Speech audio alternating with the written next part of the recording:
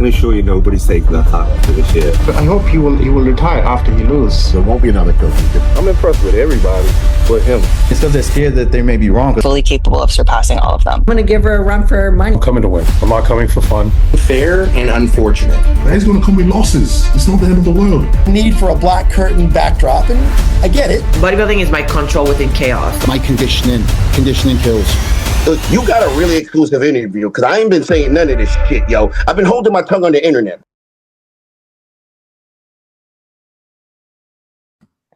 Yes, guys, Super BTSTV, Bikini Inside episode 2 of 2026. I don't know how many episodes it is now, but you know the girls we got. We got Kerry and Marnie, my co-hosts.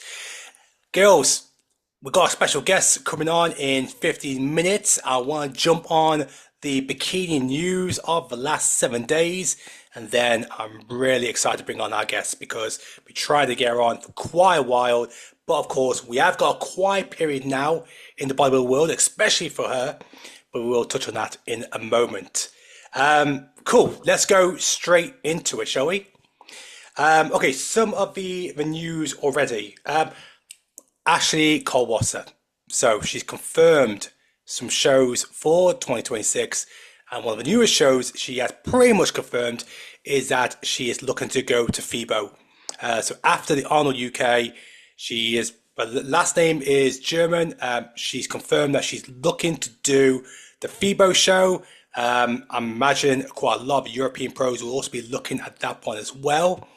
I guess we could probably imagine, basically the conversation I had with Ashley was that last year she did fewer shows to kind of focus on Olympia. Her physique responds well where she's doing many. She did give the hint that very much 2026 will be about going back to what she does, what she loves. That's doing plenty of shows. I guess you girls probably agree with with her thinking process for that. Yeah, I mean, I think it was essentially a good idea that she probably tried it. It was probably good to give her body a little bit of a break. I know her preps aren't like that savage, but still staying like maybe away from the stage probably did her some form of good, you know. But obviously from the competitive standpoint of her feedback from herself from like the Olympia and things like that, obviously she feels that did not work in her favor. So naturally you would resort back to what obviously you have done, what has worked well for you. And I think I can like what's the word? I can understand where she's coming from with that and can kind of relate. I believe that I'm someone who does better doing quite a few shows as well. So yeah, that's cool.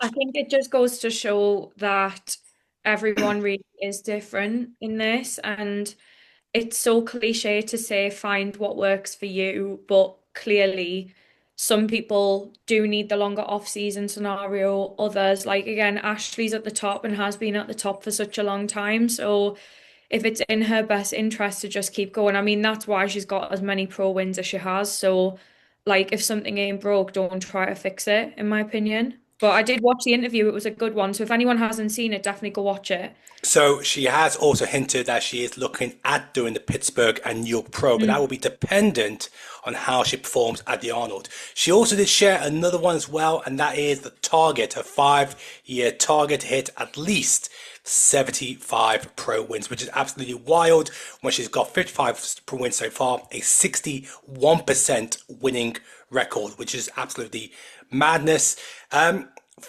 Can you see that being achieved in less than 5 years? Hell yeah. Yeah. Didn't she break it down and say it would be an average of 4 wins per year or something like that? I mean, that's so doable for Ashley. Like she's going to do more than 4 shows in a season. So yeah.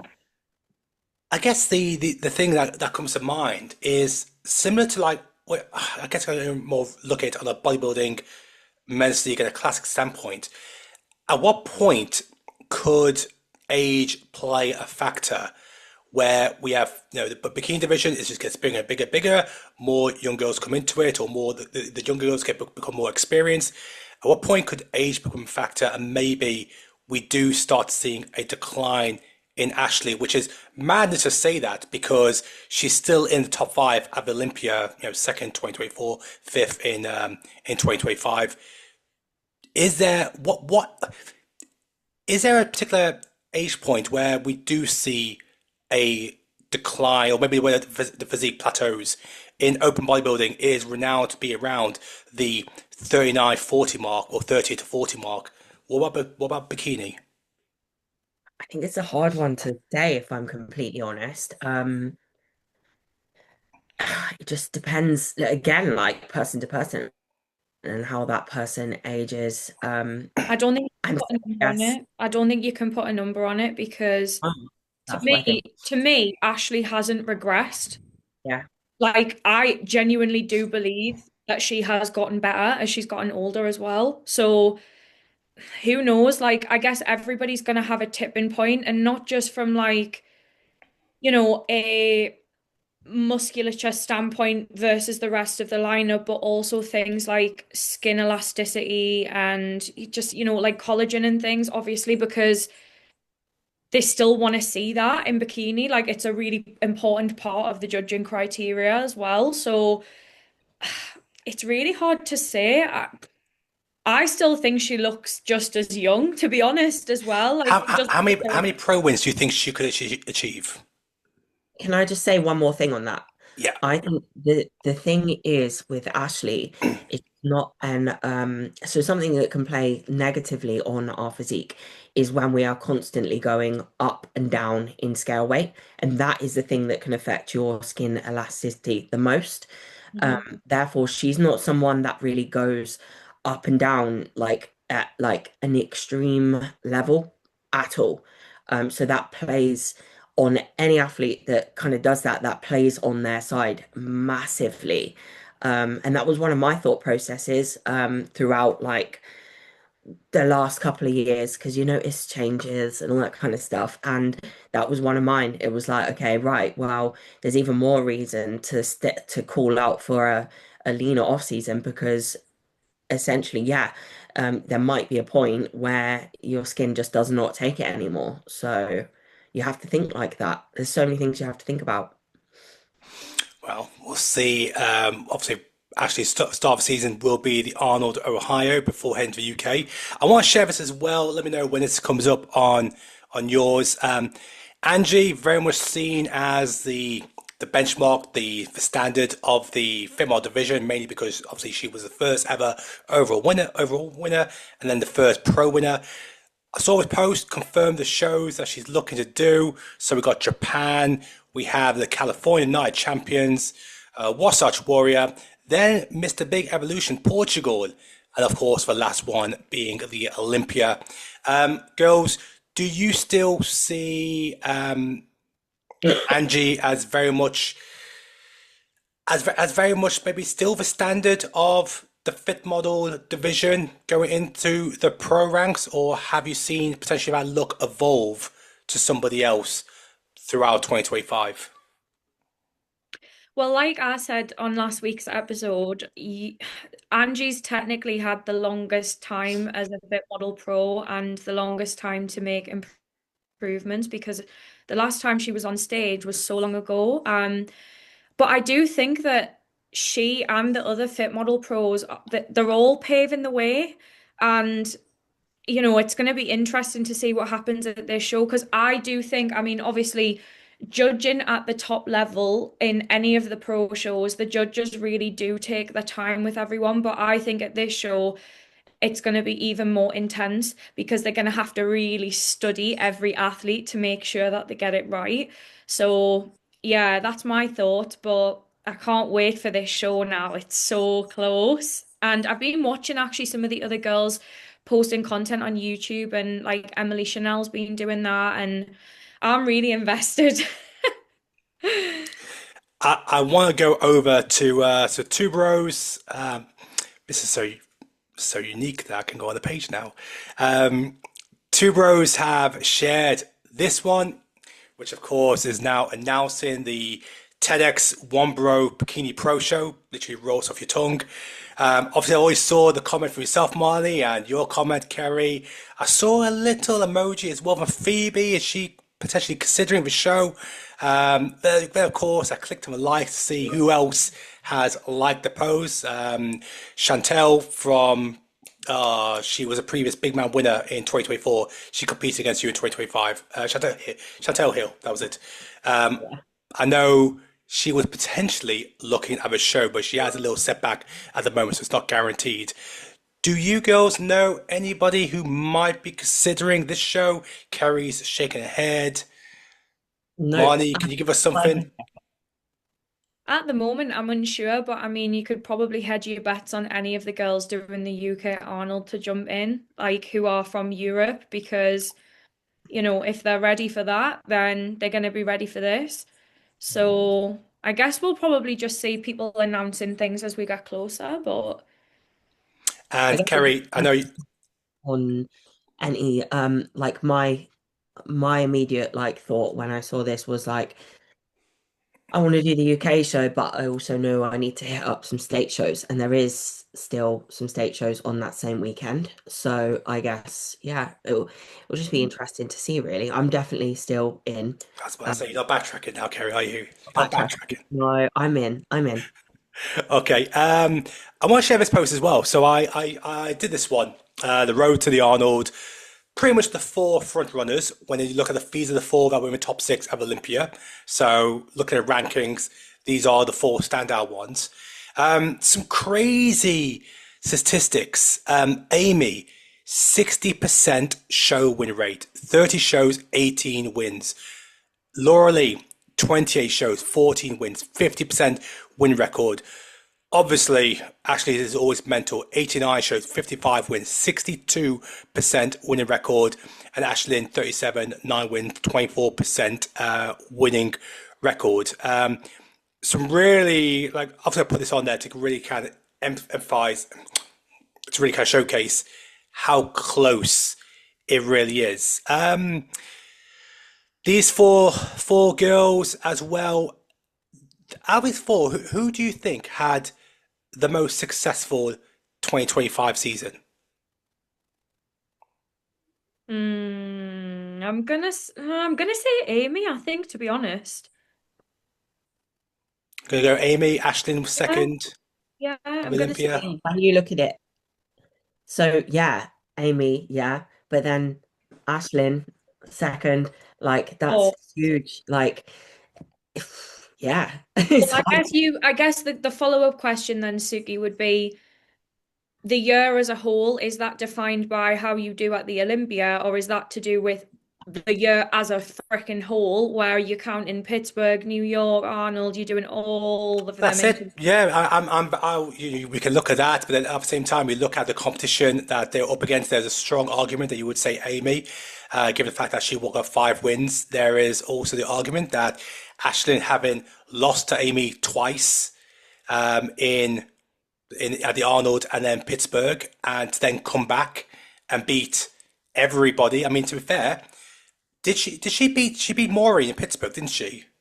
Mm-hmm. So she's the only bikini pro to have beaten everybody this year, technically. Yeah, that's wild. There's my argument. There's the argument. Marnie, I think, have you got some news? I'm not saying for saying news about. I haven't got news. Don't create more clickbait. No, do you know what? Obviously, just for anyone that doesn't know, we were kind of discussing, has there been any bikini related news that you've noticed this week? And I started to see that more retired bikini pros are coming back to stage and fit model. And I guess it kind of relates to our guest for today, because one of the athletes that I did see announce this on Instagram was Ashley Janelle, and she's coached by Jami, I believe, from Fitbody Fusion. So from what I've seen, she is going to be coming back, but she's going to do fit model. So I think we're starting to see now in dribs and drabs certain bikini pros kind of coming out and saying, I'm in prep for fit model. And yeah, I think we're going to see a lot of faces that we recognize coming back. I think as well, there's I think you say her name like this, Sheena Jane. Yes, yeah. She's literally someone that I followed right from the beginning. I replied to one of her stories the other day, and I literally saw messages from me from like years ago. It's crazy. So I've seen that she's working with Cash, so she'll be back. I'm not sure when. But there's Daraja as well, who I Yeah. think is not competing soon, but like she's, getting ready. She's in her off season getting ready now. This reminded me that, so I've been told this by a couple of sources. Um, there's more credible sources, but the fact that these two have said the same thing.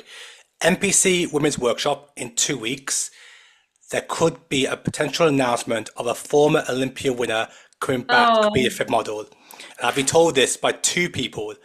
So I won't say the name, but I think people can guess because I have spoken about this a few times. Wow. Yeah. So in we'll the see. comments, you know who it is. Let's not say. We'll see. We'll see if that is the case. But look, let's bring on our guest because I know she's also a sponsor of the NPC Women's Workshop, and of course, she is. Wow, you've got the most incredible team in Fitbody Fusion. Let's wait for her screen to come up. I'm so happy we finally got her on the Bikini Insider. We'll try to get her in 2025. But she has so many clients, it's near impossible to get her on. It's, of course, Jami. How are you doing? I'm doing fabulous. Thanks so much for having me on here and being so patient with me. I know we were talking right before the Olympia, and there was not a moment. Yeah, I kind of look back thinking, why am I asking her to get on before the Olympia when she has like 14 odd clients? Or yeah, it makes perfect sense for us to get you on right now. And look, I know we've got plenty of questions that we want to ask yourself after another phenomenal year. You and the team and the coaches and the girls, the whole squad, even Coach Rhea, Olympia winner. Yeah. I want to start with one question. I'm going to pass you over to the girls. I'm going to put you on a spot here. Give me your 3 top highlights of 2025 for the Fitbody Fusion team. Oh, wow. 3 highlights. I mean, there was a lot of highlights. I know. I was going to go in 1, but I thought, you know what? I'll let you have 3. I mean, I think I would say number 1 was the Pittsburgh Pro, for sure. We had 8 of the top 10, which was amazing. The show was, I mean, just jam-packed full of Olympians. It was a mini Olympia. So every year Pittsburgh gets better and better. So certainly having that be Amy's 3rd time to win the show, and then the rest of our athletes all being right up there in the mix, battling it out. That has to be number 1. Boy, after that, it's tough because there was just so many incredible events. Can we just do number 1? Oh, I've got to push you to get another 2 because you got so many. So maybe one of the ones that really jump out of your head. I mean, to be fair, you also had your recent event, so I'm sure some of those may be celebrated. So we could. Yeah, absolutely. I mean, well, we had 18 athletes qualify for the team in bikini, and then of course Rhea winning the Olympia, which was for sure a highlight. So I'll definitely put that one up there. I mean, I think there were some expectations coming in for the figure division, and she just blew it out of the water. I mean, I knew when I saw her up on that stage, she was so complete. She really delivered on all of the feedback from this past year. So that was really incredible. I mean, I guess I would have to say, so for my 3rd one, I'm going to say the Tampa Pro. This is where Drew qualified Muddy Eve for the Olympia for the year. We took home the top 3 with Taylor Crowell and Nade taking 2nd and 3rd. So that's one of the memories we have pinned up on our Instagram, is the 3 of them just hugging each other in that moment. And Drew has really stepped up and become such an incredible coach and has helped the team grow so much. So getting that qualification was really a special moment for us. So I will definitely put that one in the top 3. There are literally so many. I probably could spend the whole amount of time we have together going through all the amazing moments. And it's hard to pick them out because I'm so proud of all of our athletes from this past year. So, but I think those are 3 great ones. Do I dare ask, how many pro wins did the team achieve in 2025? We were figuring that out because obviously some people got more than 1. I mean, it's somewhere in the 20 to 22 mark. I was actually thinking before we came on here, I'm like, God, I should have looked up some of the stats. And I'm like, you guys probably know the stats better than I do because you guys have done such an amazing job of keeping everything updated on who's doing what. And it's so cool what you guys are doing right now, by the way. I think it's just inspiring so many people in the industry. So I'm a big fan of your podcast as well, Jamie. So I would say the same back to you.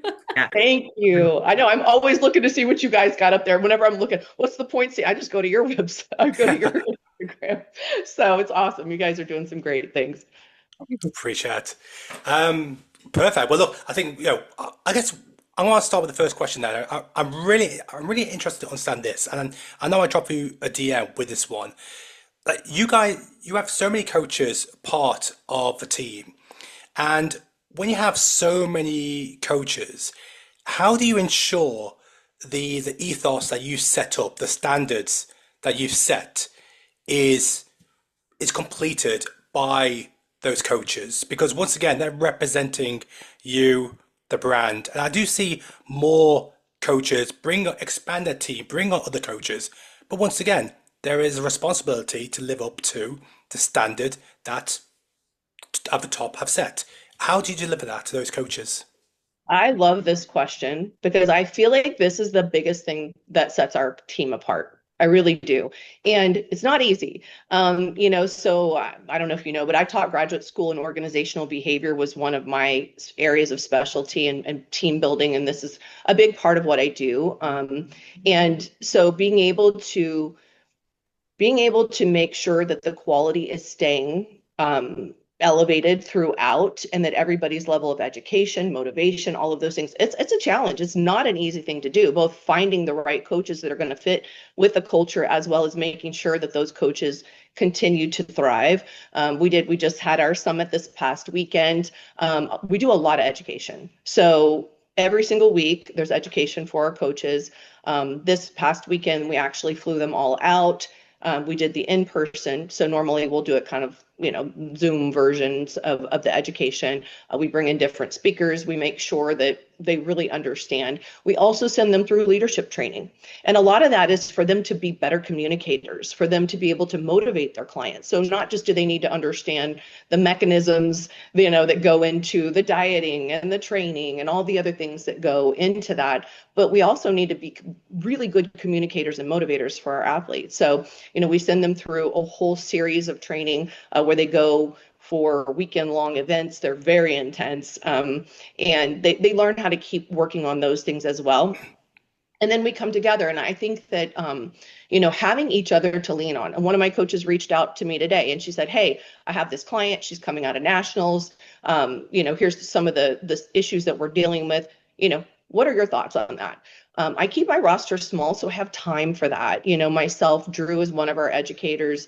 We have several of our coaches that are, at that higher level that we also mentor these other coaches that are learning and coming up and are newer, so that way their athletes get the benefit of us as well. So even though I can't, when I was competing, being on a team with a coach that had a lot of athletes, that was kind of a struggle. And even being an Olympian, I kind of felt like I would have liked to have a little bit more attention and relationship with my coach. So going into this and building this business, that was what was important to me. How do I allow this team to grow, but nobody's going to feel like, oh yeah, this coach is only paying attention to their top 5 athletes or their Olympians or their top pros, and everybody else is just kind of like, you'll be fine kind of thing. I don't care if somebody's never competed before. I want them to feel like they're getting coached like an Olympian. So, what I did is I keep, and people get mad sometimes because I say I'm not taking on athletes, and I know, but it's really because I want to spend that time developing my coaches so that they are the best coaches in the industry. So whether that means, me helping with certain athletes, providing additional education, whatever that means, then they're getting that real hands-on, that person who's focusing on every single little detail with them. I can't do that for that many people. So that's really how we design this. And then when I brought on Drew Brannon, he's really taken it and run with it with our educational department. It's really insane, like what we've been able to provide our coaches. And then the other piece of it is we motivate each other. So there's that competitive aspect that we all have, that everybody who's involved in bodybuilding, you have to be kind of competitive at heart. So it's really fun. We did all of our awards, for the banquet our VIP banquet this past weekend, and who got the most pro wins. That was Jordan Brannon, by the way. who had the most, requests, like all these different things, so that each year, who's the most improved. So each year the coaches are striving to, be the best, to beat the best. I always say, like, if you're a sprinter and you're training next to somebody slower than you, you're never going to get better. Run next to people that are better than you. I do my best to surround myself with the people I respect the most and I feel like have knowledge and experience in areas that are better than me, because that's going to make me step up. I think this is where business and bodybuilding have so many similarities, because just hearing you speak there about how you run Fitbody Fusion and like the level of attention to detail that you put into your craft now of coaching, I'm sure you could probably say that that in a way has come from how you were as an athlete when you were competing as well. And that's why that passion is kind of now bled into other aspects of your life, which I think is so important, because obviously, when you do eventually stop competing, you kind of need somewhere for that energy and passion to go. So it's like you've kind of passed on the torch now in a way. 100%, 100%. I'm always looking for what's an area we can improve. The biggest thing we really realized this past year is that even with our top athletes, the training was not, if you guys have watched our podcast, we did the one with Drew where he talked about the three issues that we found the most with the. Keeps freezing. Oh no. Oh, sorry, that's for all of us. Yeah. We'll just give her a moment for her to restart. That's where we got up to. Okay. Just to remind her. I'm sure. So now we have athletes coming out every single day to do these assessments. You froze when you froze.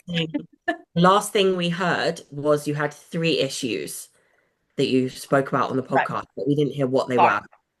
Yeah. So go back and watch our podcast on what those 3 are. But I'll give you a little bit of a sneak peek. I mean, one of the big things we see is, a lot of the women, when they're doing certain exercises to work upper glute, which we all know, feedback number 1, upper glute, upper glute, upper glute. Come on, bikini athletes. A lot of times what's happening is we're overdeveloping erectors, we're overdeveloping obliques, we're lifting maybe too heavy or without proper form. And so then we're starting to see we're losing the waistline, sacrificing too much waistline to get a little bit more upper glute. So then we go through these movement assessments to figure out, maybe certain movements pattern shouldn't be in that athlete's program, or maybe there needs to be some prep and prime in place, or maybe we need to adjust, how heavy they're lifting. A lot of times they're just lifting too heavy and they're kicking on muscles that we don't want them using. These are things that, while may seem small, are huge, over time as they compound and compound and compound. And it's very hard once you get to a certain place to then reverse those things.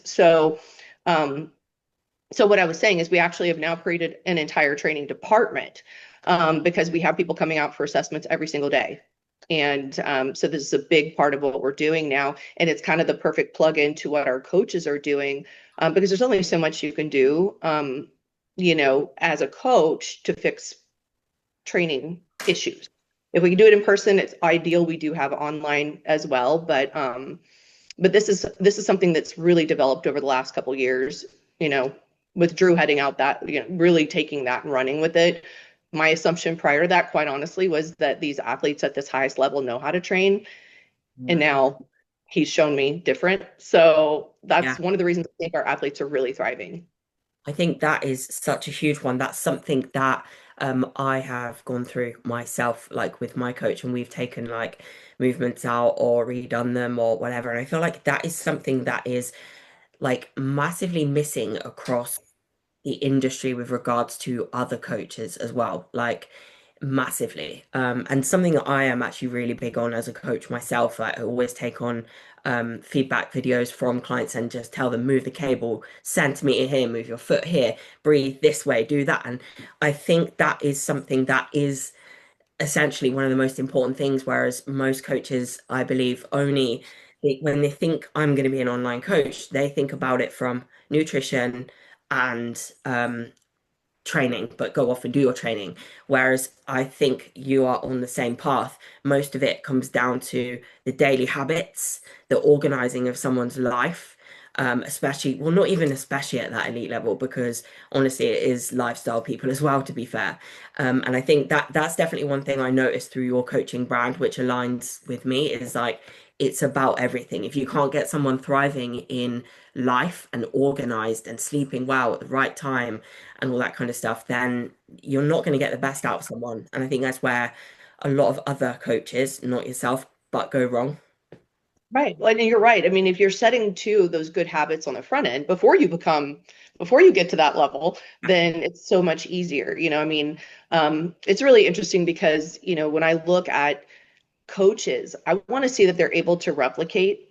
You know what I mean? It's like anybody can hit the jackpot with somebody with amazing genetics, and a great work ethic and have them go super far. So like, that's something I'm super proud of, that we were able to replicate that and get so many pro wins and so many Olympia qualifications and so many pro cards. I don't know that any other team got more pro cards this year than us. I don't know. I didn't count. But the point is that, what we're doing is, taking somebody, creating really good habits and everything you're talking about, A to Z. We're not ignoring sleep. We're not ignoring recovery and, breathing. I love that you said breathing. It sounds like a small thing. It's a huge thing.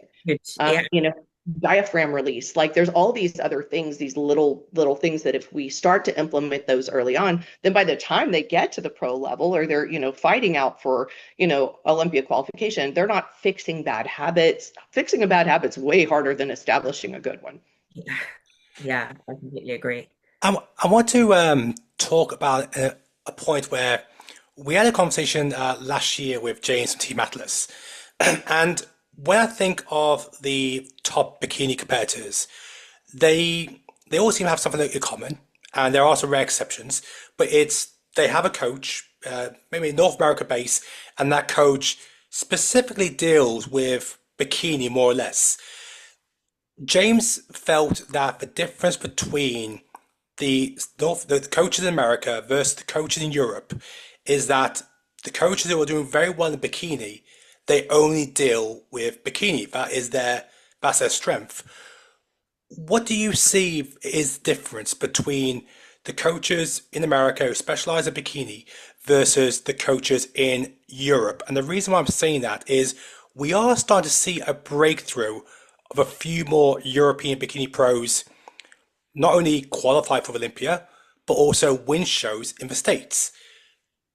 But we're still seeing there is still of all the divisions, the biggest difference when it comes to countries is bikini. There are far more Americans versus any other country. Is there a difference in coaching? Is that the reason why we're maybe not seeing the numbers creep up to be aligned with each other? That's a hard question for me to answer because I don't know a lot of the protocols and the things that the European coaches are. So I wouldn't want to speak out of turn or judge that. I would say I do think that one of the things that makes me a good coach and a lot of our coaches really, really good is that we have so many shows. We do specialize for sure. I have coaches that specialize in each division. I do think, and I actually say this a lot, I think that I have probably, not to pat myself on the back, but one of the best, if not the best eye in bikini. I think I really do. But if you had me go judge men's physique, although I think I could probably hold my own, I don't watch men's physique every day. I don't follow it, so consistently. It would be impossible for me to put the amount of energy into every division that I put into bikini and now fit model, because I do love, I'm doing both. And even I do have a couple of wellness pros, but I don't have a lot, you know what I mean? And I don't see myself as a top wellness coach. Even though, again, I can hold my own, that's not what I specialize in. So I do agree with him on that for sure. I do think the other thing is, I'm at a show every single weekend. I've got 3 to 5 to 8 to 10 coaches at shows, depending on the show.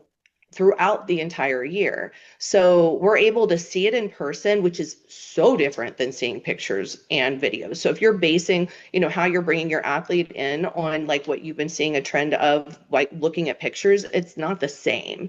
So I do think there's an advantage. And obviously now there's a lot more European shows. So that might be why we are starting to see some of the European coaches, developing their eyes a little bit better and having some better outcomes for their athletes. Because to me, if I were not at a show every weekend, I wouldn't be the coach I am today, for sure. I mean, I'm sitting right behind the judges. I'm looking what they're picking. I'm going backstage. I'm listening to the feedback, not just for my athlete, but to every single athlete. And that way I'm able to see trends. I'm able to get ahead of things as they start to shift and grow.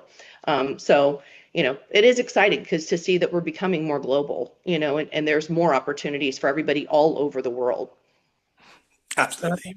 In theory, it kind of could be like, person dependent, coach dependent, and what, like, say, how much that coach puts their like skill set into bikini, because they may end up like only choosing 3 or 4 like that they can really invest into, and then can that coach go across the world and look at other shows and do other shows essentially. So I guess it's not like a kind of one size fits all, and it could be person dependent. Yeah, and you hone your craft through doing it over and over and over and over, right? So every single day, I'm able to, use different theories, use different, protocols, use different things on different, and figure out, wow, this worked really well for this person. Let's see, okay, that doesn't work as well. I've got other tools in my toolbox. My toolbox is so full of tools for the outcome for the bikini department. Division. It's funny, Amy said something to me after Spain, because those were the first shows that she did that I wasn't physically at. And she was just like, I have so much more confidence than ever before because of the way we were able to communicate and be able to, she had some cortisol levels that were fluctuating from the travel. That was something new for her and things like that. And it was because, and I explained to her, I said, look, I haven't had to use these tools with you before. This is a new situation. You had this, big time zone difference. Your body started kind of fighting us. So we pulled out some tools we haven't had to use before. She's like, wow, this is amazing. You know what I mean? So I do think that the more you do something, the better you get. I mean, that is just kind of the fact. So if I'm spreading myself thin and trying to do too many different things, the types of protocols you're going to use for men's classic are very different than what you need to use for bikini. You can't be that dry and hard. You know what I mean? You're walking like a very different tightrope, than you are in some of the other divisions. And I think it makes it more challenging in some ways. You can't just come in as hard, shredded, tight, dry. That's not bikini. So 100%. Do you see, Jamie, there being any disparity, I guess we could use that word, when it comes to the evolution of fit model for this season, like between US and Europe? Or do you feel like everyone's on a level playing field at the moment because it's so new? Or do you think because you've been in the industry for such a long time and you saw the old school bikini look, that actually maybe that's going to be obvious then when it comes to the pro shows and things like that? That is the question. That's the question. Yeah, it's kind of cool because you're right. I mean, I was there through the very beginning of bikini because I was figure all the way through, so when they brought out the old bikini pose, I'm like, I got this, I know how to do this. It's been a lot of picking brains. I'm constantly talking to the judges when it comes to fit model. Do you guys like this or do you like this? I mean, do you want more of this? Do you want more of this? When we look at the overall winners from the beginning of the year here in the US all the way through nationals, there's a pretty good variance between them in terms of how much muscle they have, the conditioning, things like that. I feel like the next year we're going to be figuring it out and seeing how it evolves. I'm very excited to get some of these first pro shows under our belt because the quality will be very good. We know as it always is, especially on the amateur stage, if the quality is there, you still got to pick. Not there, you still got to pick somebody. So sometimes the person they pick isn't the ideal, but it was the best on that particular day. So as the quality keeps improving, we'll get a better and better idea of what the ultimate fit model ideal is. This is a beauty pageant at the end of the day, right? When we don't need quite as much muscle, when we don't need quite as much conditioning, their structure comes into play.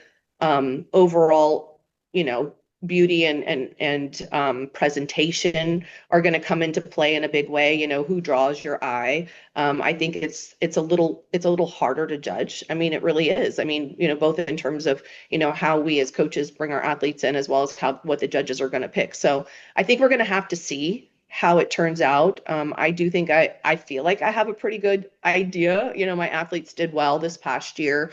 I do have quite a few of my bikini pros that are switching over, so that's going to be fun. So I have a lot of pro fit models competing in these first couple shows. Yeah. I want to flip back to Olympia 2025. I remember after pre-judging, I saw a beautiful moment with you and your clients. I think it was just outside the curtain where you have this massive group photo. I want to talk about the top six. Now, there's an argument that definitely the top four was very divisive on social media. I think everyone had their own opinion. And what was your thoughts on the top four? Did you agree with the consensus from social media where people felt that, the result was correct? Others felt, oh, wait, no, four should be higher or second should be first. It really just split opinion. You're really backing me into a corner on this one. I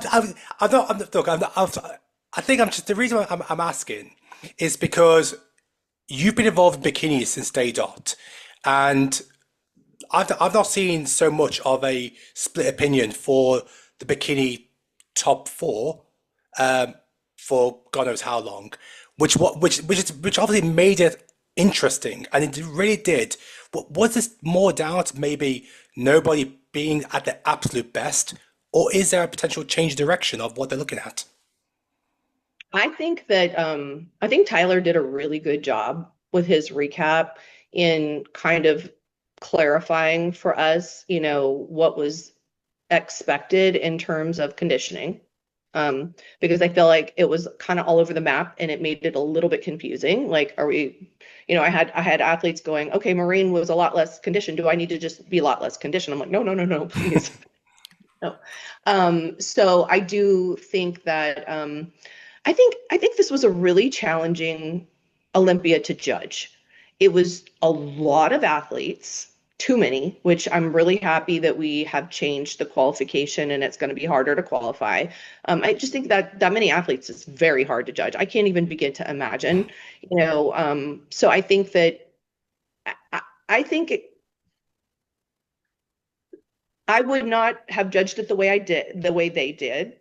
I'll just be totally honest in that. Like, I definitely would have had some things different, but I also know that I'm not completely objective. So, I get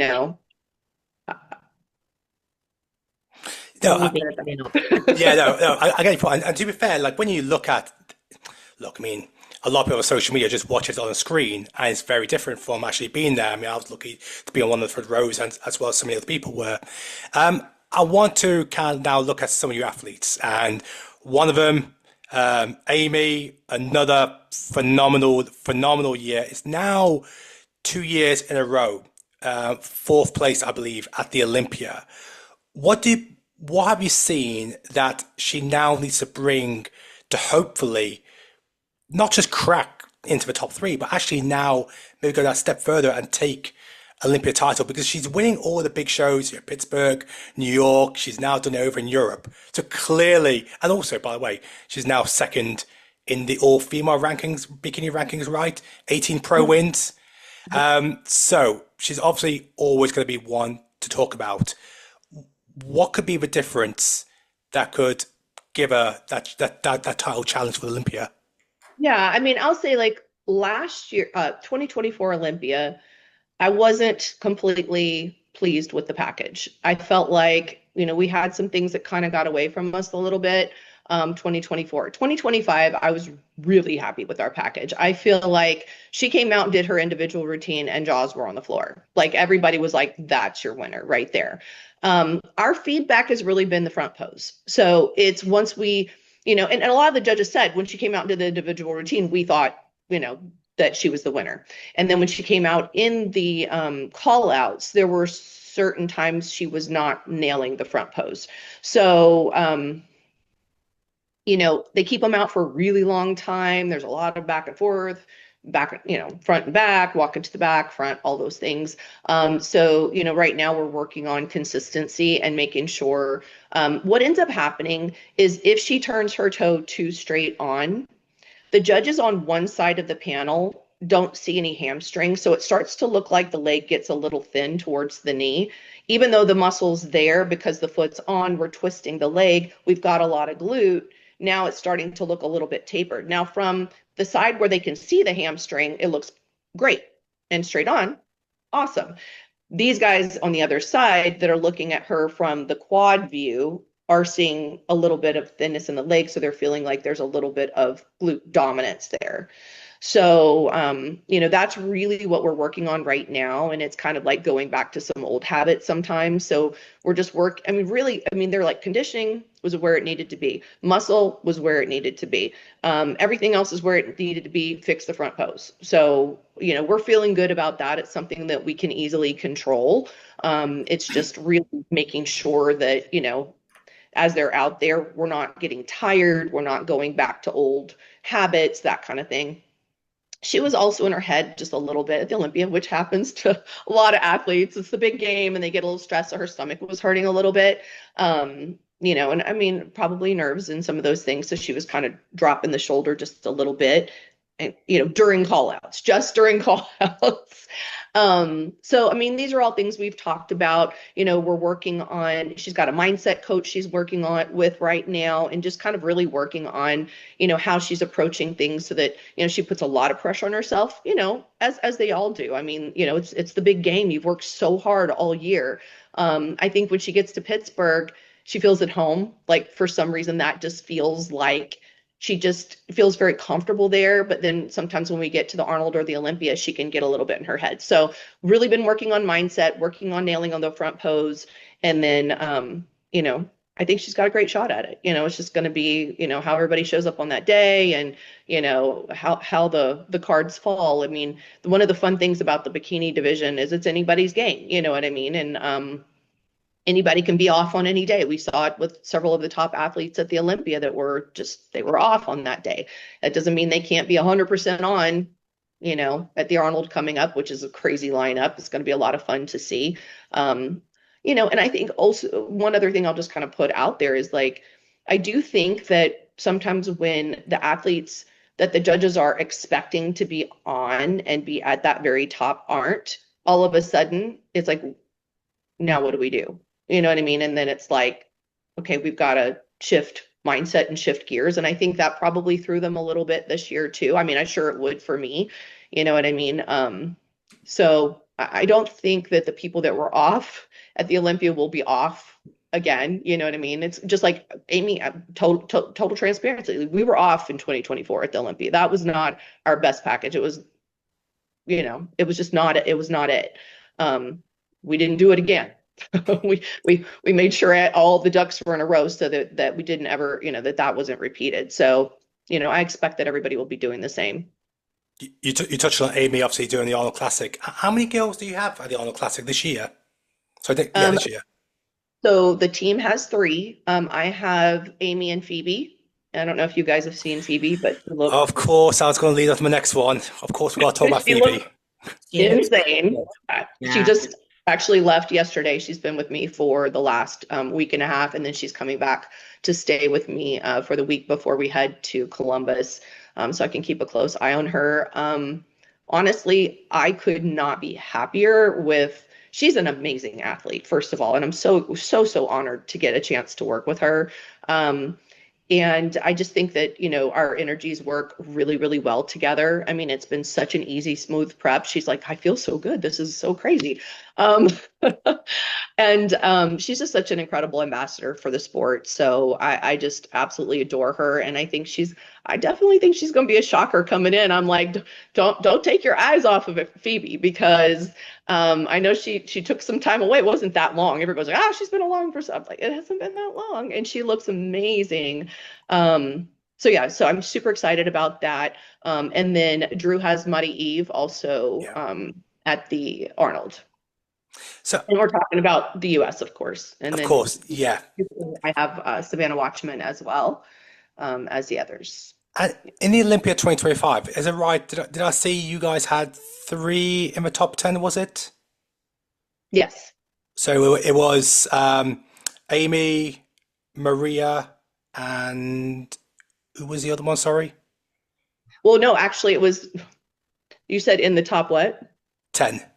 Top 10. It was the 2 of them. I keep thinking Jordan was in there. Oh, where was Jordan? Sorry, was that? Jordan ended up, she was splitting center in her call out initially in 9th or 10th. So, Okay. and then got moved out at the last minute, and she ended up in 12th. Well, one person I don't think got talked about enough, I know we do talk about her, is actually Maria. She actually ended the season really well after Olympia, because of course she had the post-Olympia season. How high is her ceiling? Maria Acosta? Yeah. Well, I mean, if you guys saw the 2 shows that we did, so of course she's already qualified for 2026. We have been working on some things, based on our feedback to bring that waistline in a little bit smaller, because her proportions are amazing. She's stunning, and 4'11", like she's really, it's incredible. We just had to figure out how to bring that waistline down a little bit. That East Coast Pro was my favorite package we've ever put on stage. And so we're working on replicating that. To me, she should be in the top 5 with that package. Like she I agree. Yeah. I mean, to me, that was perfection. Like, yeah. So we're excited. We, gave her, her business is really growing. She's doing so well right now, and I'm super happy for her. And so she took, we were going to initially do some shows earlier in the season, but obviously since she's qualified, we kind of just said, instead of doing the Arnold, let's not do the Arnold this year, give you some time to do some other things, work on the business. And then our plan is to jump in for New York, Pittsburgh. And then, try out some things that we did differently to really bring that waistline in really, really well. Because the bubbly muscle and the proportions and everything else, and her stage presence is just flawless. So I'm definitely thinking this is going to be a good year for Maria. Are there any ones where we spoke about the top names? What about the ones where maybe they could provide the surprise factor in 2026? I know there's probably a fair few that you can name off the list, but are there ones where you feel, they could surprise the judges, maybe they qualify for Olympia first time, maybe even secure a first ever pro win? Are there anyone in your roster you think, they could be that surprise in 2026?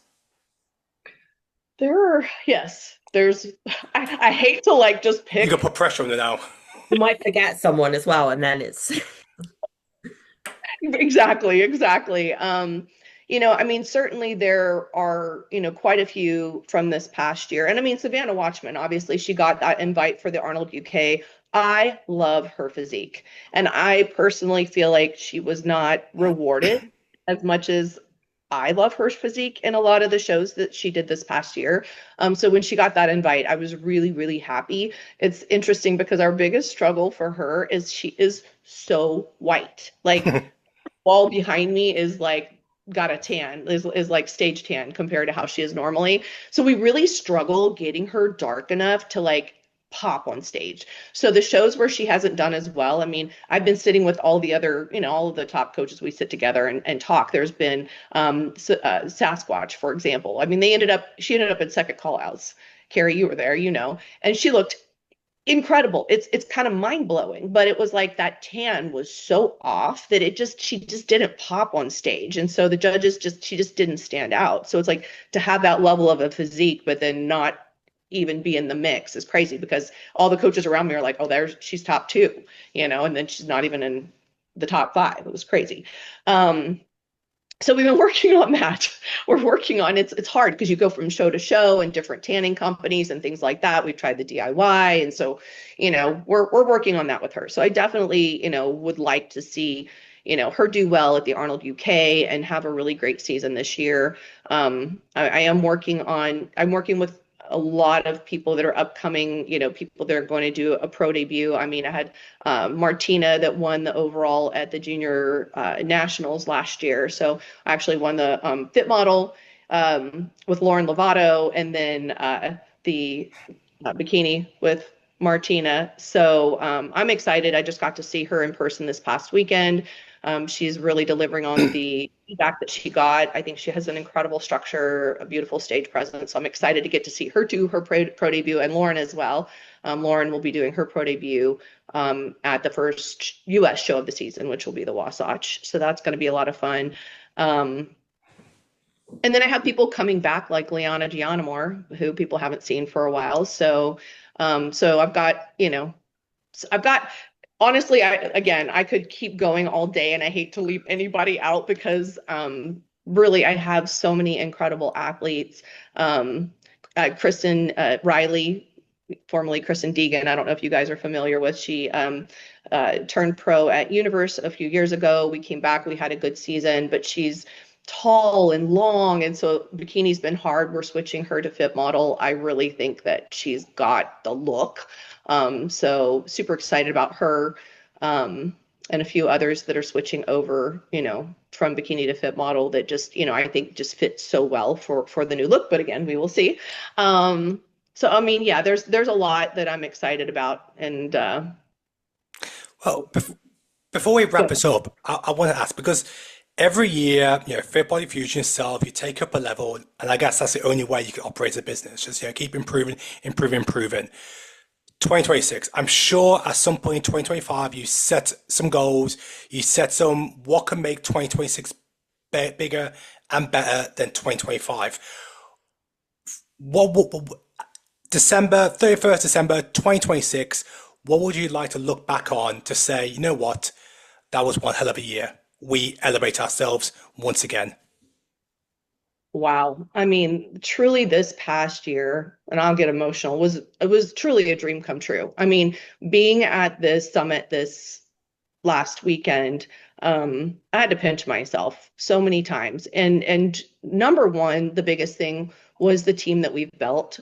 Like each and every coach, I mean, they all spoke, they all were, working with the athletes and everything else, and just seeing how elevated each and every coach on our team has become, like how everybody has stepped up this year. I mean, there was a time where Coach Jami was earning the pro cards. Now I don't really have that many amateurs. I'm like, my coaches are doing it. Like, it's like that honestly gets me more excited than anything, because it's not about me, it's about us, and, getting to see, how much they're stepping up and how many people were able to touch because of the reach, and make a difference, the focus on the health, the focus on the mindset, making sure that our athletes are feeling supported every time they're at every show when they're stepping on stage. We can't control the placings or results, and those are there. But what we can control is, how we make our athletes feel and, the experience that they have. So I would say that's the number one thing I'm most proud of. You know what I mean? The numbers and the results, that's all great. But those are results, those are the outcome of the other things that I talked about that I'm really proud of. Pretty well. I think that's a great way to end it. Look, it's very obvious when we saw the Fitbody Fusion Summit at the last month, and what we see throughout on your socials and throughout the entire year, you've clearly built, I think this is the right word to use, you built a solid community, which you've kind of said, everyone's kind of support each other. The girls of the top end taking responsibility on nurturing those who are coming up to follow eventually in their footsteps. And I think that's always the biggest thing you can create. The community is something that every brand should look at. If you build a community, then of course, every business thrives. So I wish you all the very best for 2026. No doubt it's going to be another phenomenal year. Of course, we're very excited to see Phoebe Hagen return, because of course she is one of our own. So, and of course, she'll be on stage with KERRY at the Arnold UK, which we're all buzzing about as well. Oh yes, I'm excited to see KERRY there. It was great to get to see her at so many shows this year, and I just want to say how much I truly appreciate all you guys are doing for the sport. I know how much time, energy, effort, and passion that goes into what you guys are doing. And, we're all here wanting bodybuilding to thrive and keep growing. So thank you so much for including me and having me on. It means a lot. And I'm excited to see how this year rolls out. You're our first guest of 2026 as well. So thank you. Oh, cool. I appreciate your time, and we'll obviously see you very soon at one of the shows coming up. All right. Thank you. Take care. Bye. Okay. Good. That was good. It was really good. I like her thought process and work ethic and what's behind coaching. Just being more than just a diet plan and training program, because I think that's so important. Yeah, and of course, I'm talking about the process she takes with the coaches that she has under the Fitbody Fusion. Weekends away in extra training to support in any way they can. But of course, like we said, they are an extension of the Fitbody Fusion name. So there is a standard to uphold. I don't know if there are any other business for this episode. Of course, we are 3 weeks away from the NPC Worldwide Ultimate Seminar on the 7th of February. Tickets are still available. The schedule's released. We know exactly who's going to be there athlete-wise. So Marnie, Kerry, obviously you guys got your brands there as well. Marnie, coaching perspective, do you want to keep a secret of what we can expect to see from you guys on the day? Well, no, let's talk about it. I'm absolutely buzzing, and there is a lot of planning that is going in behind the scenes right now. So, yeah, I would love for any of you that listen to the podcast want to come over and chat with us, firstly, about all things related to posing and presentation, because we have got some of our athletes that are going to be there to chat about their posing journeys, give you advice, especially if you're competing for the first time, you're curious, or if you've competed for a while and maybe you feel like you're missing the mark and you want a little bit more attention to detail, because that's something that we are very, very big with at Rocket. So yeah, would love to see some of you there. We've got some little surprises up our sleeves, so make sure you come by the stand. And obviously Kerry and I are doing a bikini posing demo live on stage, so we actually need to have a little bit of a discussion about that, Kerry, and a game plan. We do. We really do. Yeah. And Kerry, of course, you got the Hexton brand there as well. Am I right to assume there might be a new drop on the day as well? Yeah. I'm literally working so hard to make this happen. There's been I've been unwell as well, so I've been trying to get back to people. But yeah, we are 99.9% having a drop there, and everything's coming together behind the scenes as well. So that's exciting. But just generally, I'm really excited to be just in the mix with everyone before the season kicks off. It's super exciting, really. So many people. Yeah, so we should, at the moment, I think we're very close to hitting 700 people. That's, of course, including our guests.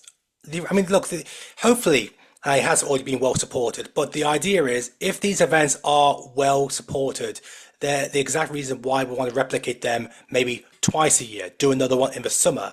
So we talk about the fact that, bodybuilding community are there to support each other. If you support a free event, then, of course, you're going to get so much more come out of it, not just what's happening on the day, but also more likely we can replicate an event and make it bigger. Who knows? Maybe eventually it becomes a weekend thing, which of course there is a bigger picture for it. And hopefully this will be one of the most successful NPC seminars worldwide. Number-wise, it's looking just like that. Can't wait. That's it. Okay, I think that is a wrap for today. I believe next week, who we got? I believe it's Neil Cash, I think. Excited for that. Neil's first ever interview, the coach of Jazzy and Ashlyn. So very look forward to speak to him, talk about him through his basketball days, converted into a prep coach, of course, his computer background, success he had this last year, having Jazzy and Ash in the top 3. Okay, we're going to wrap up there. we'll see you guys next week.